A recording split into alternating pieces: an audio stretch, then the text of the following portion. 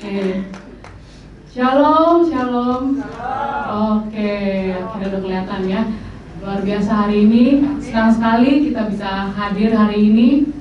Dan saya mau ingatkan saudara kembali, visi tahun ini bagi gereja kita adalah tahun pembukaan pintu kesempatan. Dan saya sudah mendengar begitu banyak kesaksian dari di antara kita, baik pengerja maupun jemaat yang sudah masuk dalam pintu kesempatan yang sebelumnya bertahun-tahun nggak pernah dibukakan, tapi tahun ini mereka dapatkan. Dan saya berdoa biar saudara juga bisa masuk dalam pintu kesempatan yang dari Tuhan dan bukan dari si jahat. Amin. Oke. Hari ini kita akan merayakan Hari Pantekosta. Jadi bagi bangsa Yahudi dan juga di Alkitab, sebenarnya ini adalah peringatan yang paling penting setelah Hari Paskah. Jadi bukan apa sih peringatan paling penting kalau saudara lihat di Alkitab atau di Yahudi. Yang pertama adalah Paskah, yang kedua adalah Hari Pantekosta. Jadi kenapa sih kita harus merayakan Hari Pantekosta? Artinya apa ya? Jadi Pantekosta itu dalam bahasa asli Yunaninya itu artinya 50. Pantekosta 50. Jadi Pantekosta itu adalah 50 hari setelah Hari Paskah. Jadi kelanjutan dari Hari Paskah. Dan di hari ini, Hari Pantekosta ini, di bangsa Yahudi mereka merayakan Hari Panen Gandum. Jadi ada panen gandum, tapi sebenarnya mereka memberikan persembahan panen pertama kepada Tuhan. Tapi sebenarnya ini ada meaningnya loh. Jadi di Perjanjian Baru dan Perjanjian Lama ada kejadian penting di Hari Pantekosta ini. Jadi di Perjanjian Lama, di hari Pantekosta, Musa menerima 10 hukum Tuhan. Jadi di atas Gunung Sinai, Musa menerima 10 perintah Tuhan di hari Pantekosta. Dan pada waktu Musa menerima 2 loh batu itu, kita tahu ya, di atas Gunung Sinai itu kemuliaan Tuhan turun atas gunung itu, sehingga ada seperti satu sinar, seperti ada satu api yang begitu dahsyat sampai orang-orang gak berani mendekat. Jadi mereka takut mati ya kalau dekat, karena kemuliaan Tuhan begitu besar. Dan di Perjanjian Baru, di hari Pantekosta, kita tahu Roh Kudus turun di atas murid-murid Yesus. Jadi Roh Kudus itu ditandai dengan apa? Lidah api ya. Lidah api yang turun di atas setiap murid. Jadi api ini relevansinya dengan kita sekarang adalah dia turun atas setiap orang percaya. Jadi api ini yang akan menyala dan akan membakar setiap anak-anak Tuhan di dalam gereja. Jadi api Tuhan yang tadinya begitu mulia, nggak bisa dideketin, tapi sekarang api ini tinggal diam di dalam semua pengikut komunitas Tuhan di dalam satu komunitas gereja. Jadi Pentakosta ini sebenarnya juga merayakan awal mulanya gereja. Jadi awal mulanya the movement of God itu adalah di hari Pantekosta. Jadi saudara tahu ya, hari Pantekosta jangan bolos. Salah satu peringatan yang penting. Kita lihat di Kisah Para Rasul 2 ayat 1-4. Saudara bisa baca di layar. Ketika tiba hari Pantekosta, semua orang percaya berkumpul di satu tempat. Tiba-tiba turunlah dari langit suatu bunyi seperti tiupan angin keras, wush, gitu ya, yang memenuhi seluruh rumah di mana mereka duduk, dan tampaklah kepada mereka lidah-lidah seperti nyala api yang bertebaran dan hinggap pada mereka masing-masing. Maka kita baca sama-sama ya, 2, 3. Penuhlah mereka dengan Roh Kudus. Lalu mereka mulai berkata-kata dalam bahasa-bahasa lain seperti yang diberikan oleh Roh itu kepada mereka untuk mengatakannya. Jadi penuhlah mereka dengan Roh Kudus. Saudara, kalau saudara sudah terima Tuhan sebagai Tuhan dan Juru Selamat pertama kalinya, berarti saudara sudah lahir baru. Roh Kudus itu sudah ada di dalam saudara. Sama seperti pada waktu Tuhan Yesus menghembuskan nafas, terimalah Roh Kudus. Jadi murid Tuhan Yesus menerima, Roh Kudus ada di dalam murid Yesus untuk mereka dibaharui jadi ciptaan yang baru, tapi mereka belum dibaptis atau belum dipenuhi oleh Roh Kudus. Jadi Tuhan Yesus pada waktu dia kenaikan, dia janji apa sama murid-muridnya? Kamu akan menerima kuasa. Kamu akan menerima kuasa. Kalau Roh Kudus turun atas kamu, kamu akan menjadi saksiku sampai ke ujung bumi. Jadi murid Tuhan Yesus itu tetap berkumpul bersama-sama setelah Tuhan Yesus naik. Mereka tetap berkumpul bersama-sama menanti-nantikan janji Tuhan. Mungkin ada beberapa dari kita nggak suka ya yang katanya tunggu ya. Jadi murid Tuhan Yesus itu terus menanti-nantikan janji Tuhan datang. Sampai ada satu hari, di hari Pantekosta, 120 murid Yesus menerima pencurahan Roh Kudus. Akhirnya mereka dipenuhi oleh Roh Kudus. Alkitab mencatat, selain ke-12 murid Yesus, kalau saudara baca di Alkitab, Tuhan itu juga menampakkan dirinya waktu dia sudah bangkit. Dia itu menampakkan diri kepada 500 murid lainnya. Jadi artinya apa? Banyak murid Tuhan Yesus yang diundang untuk menerima kuasa Roh Kudus. Tapi berapa banyak yang akhirnya datang dan menerima urapan kuasa Roh Kudus? 120 orang saja. Hampir seperempat aja yang menerima the power of the Holy Spirit. Hanya seperempat murid Yesus yang taat, yang percaya, yang menanti-nantikan Tuhan, yang menerima kuasanya. Padahal Tuhan Yesus sudah menampakkan diri kepada 500 murid yang lain. Selebihnya berarti ada berapa? 380 murid Tuhan Yesus yang lain. Lagi sibuk apa sih? Ada urusan apa sampai sibuk banget gak ada waktu untuk memperingati hari Pantekosta? Jadi kalau di sana, apalagi di Yahudi ya, peringatan hari Pentakosta penting, mereka harus kumpul bersama-sama. Ada hal penting apa sih yang mereka bikin mereka nggak bisa kumpul di upper room bersama dengan murid-murid lain yang gereja mula-mula pada waktu itu? Saudara mau jadi murid yang 380 atau mau jadi murid yang 120? Kalau saya mau jadi murid yang seperempat itu ya. Mungkin kalau dunia nggak ngetren kalau kita benar-benar ikut Tuhan, benar-benar serius. Tapi saya nggak mau ketinggalan kalau Tuhan mau memberikan urapan Roh Kudus, ada kuasa. Saya nggak mau ketinggalan itu. Don't pass me, Lord. Jangan tinggalkan lewatkan saya. Kalau saya seperti itu. Kalau saudara bagaimana? Pada saat Tuhan sudah menjanjikan saudara, kau akan diberikan kuasa. Kau akan diberikan kuasa untuk kamu bisa beroperasi lebih baik lagi di dunia ini. Saudara mau atau enggak? Apakah saudara seperti murid yang 380 atau yang 120? Mungkin ada saudara yang masih belum ngerti ya. Kenapa sih kita harus dipenuhi dengan orang Roh Kudus? Emang perlu ya? Murid Tuhan Yesus sebelum mereka bersaksi, mereka harus menerima dulu kuasa Roh Kudus. Tuhan Yesus bilang, kamu jangan mulai bekerja, mulai menjalankan misi sebelum terima kuasa Roh Kudus. Murid Tuhan Yesus aja setelah mereka terima baptisan Roh Kudus, mereka baru mulai berkata-kata dalam bahasa lain. Jadi murid Tuhan Yesus itu kebanyakan orang Galilea ya. Tapi pada hari Pantekosta, semua bangsa Yahudi dari seluruh dunia di sekitarnya, mereka datang kayak pulang kampung ke Israel untuk mereka merayakan hari Pantekosta. Jadi di hari itu tiba-tiba murid Tuhan Yesus di upper room mereka bicara dengan bahasa-bahasa dialek-dialek yang berbeda. Mungkin tiba-tiba ada yang bicara dengan bahasa Arab, ada yang bicara dengan bahasa Mesir, ada yang bicara dengan bahasa Mesopotamia. Padahal, dan masih banyak lagi karena ada 120 murid.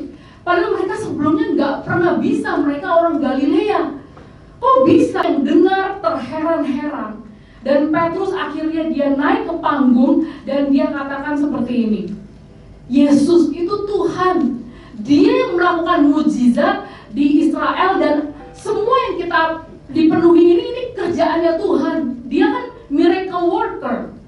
Kemudian dikatakan Tuhan Yesus tapi disalibkan dan dia bangkit di hari ketiga.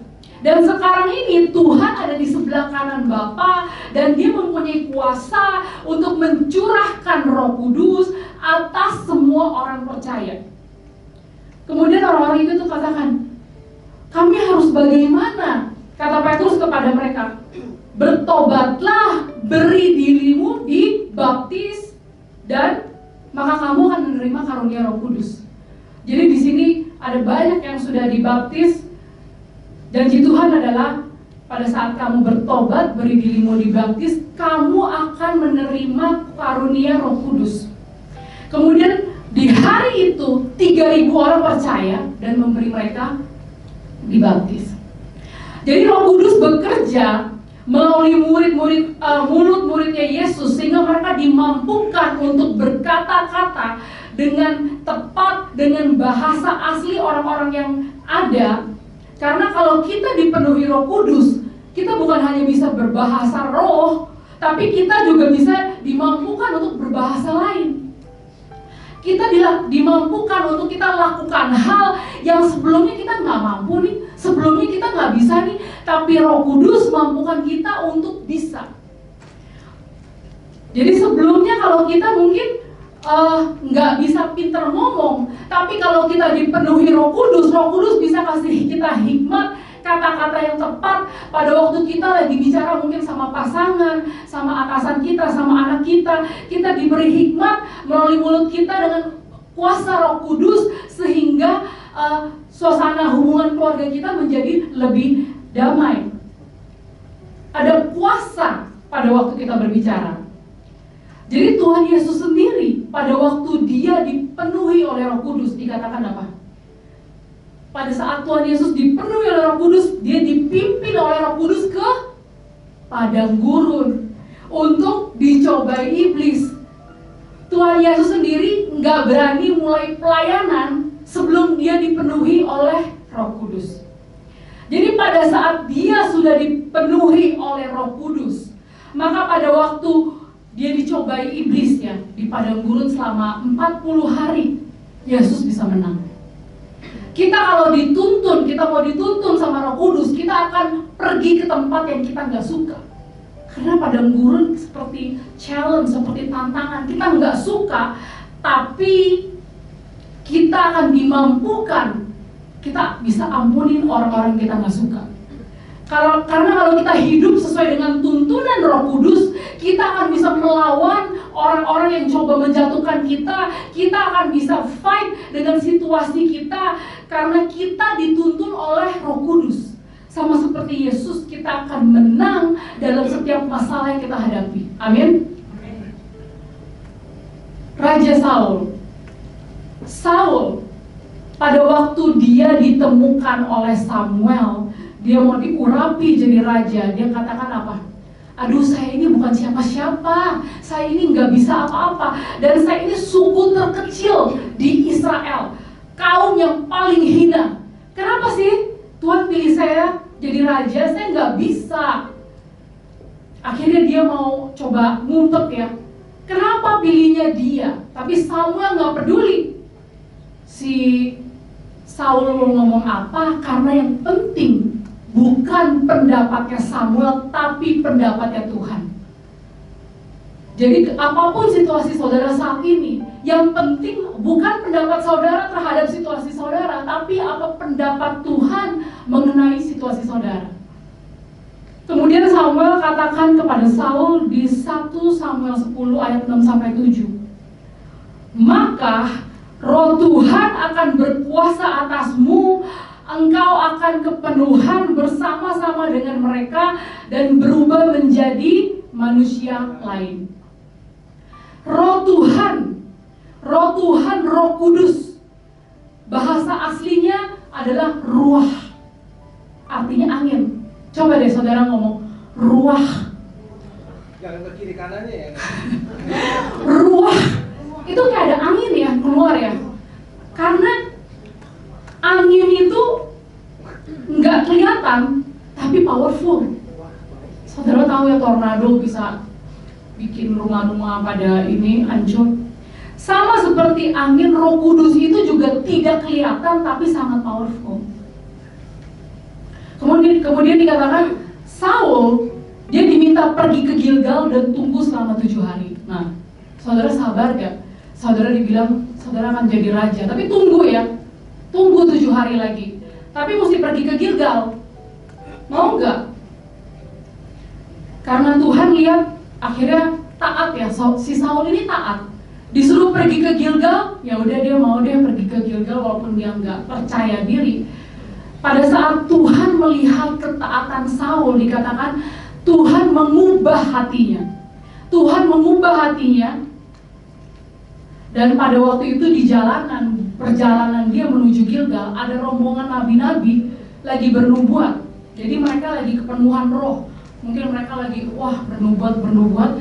Dan kita tahu pada akhirnya tiba-tiba Saul ikut sama para nabi-nabi itu dan mulai berbahasa bernubuat, ikut bersama dengan para nabi-nabi itu. Sampai orang nabi-nabi itu bingung, loh emang ini rombongannya kita ya? Bukan, dia bukan nabi ya? Siapa ini orangnya? Kenapa dia bisa ikut bernubuat bersama-sama dengan kita? Dan akhirnya apa yang terjadi? Saul menjadi raja bangsa Israel yang pertama. Dia jadi raja. Tidak peduli, saudara mungkin bilang, masa lalu saya seperti ini. Nggak peduli, saudara bilang, aduh ini saya mampu, saya nggak mampu. Nggak peduli apapun latar pendidikan saudara. Nggak peduli apa yang saudara udah alami di masa lalu, Tuhan bisa mengubah hidupmu.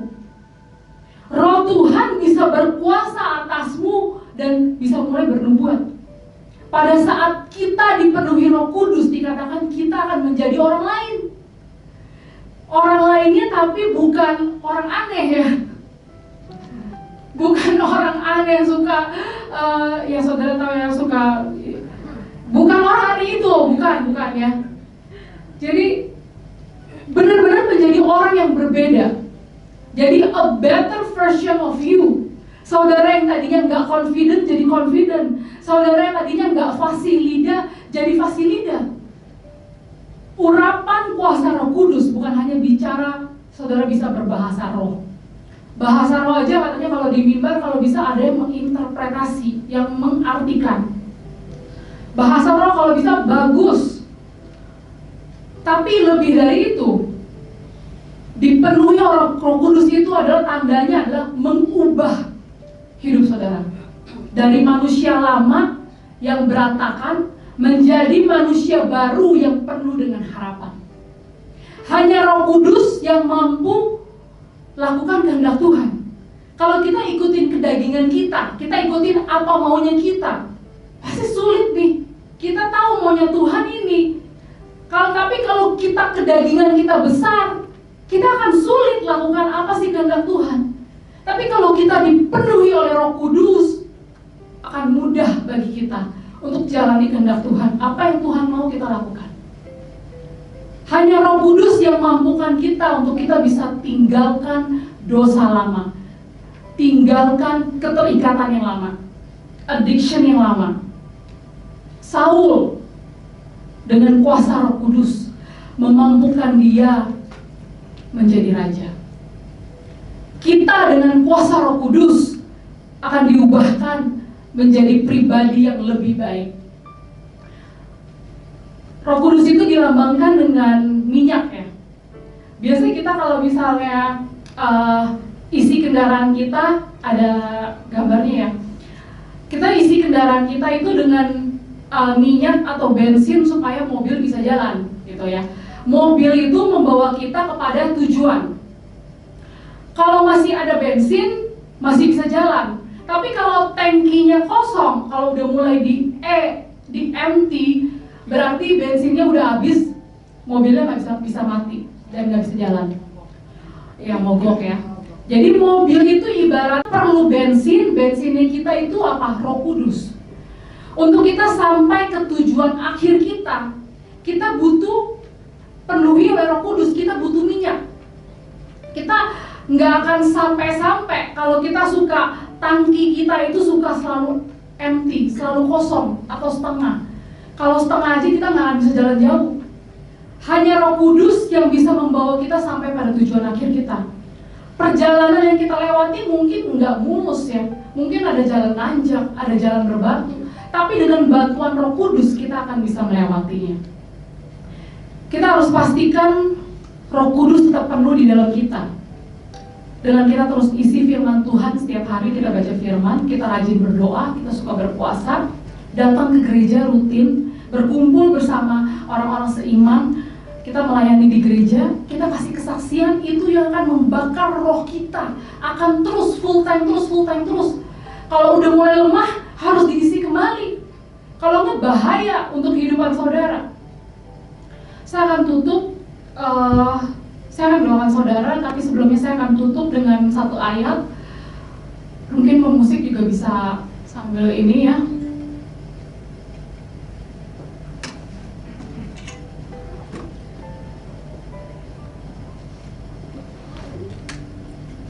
Mungkin sambil mainkan musik. Saya akan bacakan satu ayat dari Kisah Rasul 2 ayat 17-21. Akan terjadi pada hari-hari terakhir, demikianlah firman Allah, bahwa aku akan mencurahkan rohku ke atas semua manusia. Maka anakmu laki-laki dan perempuan akan bernubuat, teruna-terunamu yang anak-anak muda akan mendapat penglihatan, dan orang-orang yang tua akan mendapat mimpi. Juga ke atas hamba-hambaku laki-laki dan perempuan akan kucurahkan rohku pada hari-hari itu, dan mereka akan bernubuat. Jadi di bawahnya sebenarnya ada matahari akan menjadi gelap, bulan menjadi darah, dan itu sebenarnya sudah terjadi, kita tahu. Dan ayat terakhirnya adalah barang siapa berseru kepada Tuhan akan diselamatkan. Jadi sambil kita nyanyikan satu lagu, saya mau mendoakan para anak-anak muda dulu di tempat ini ya.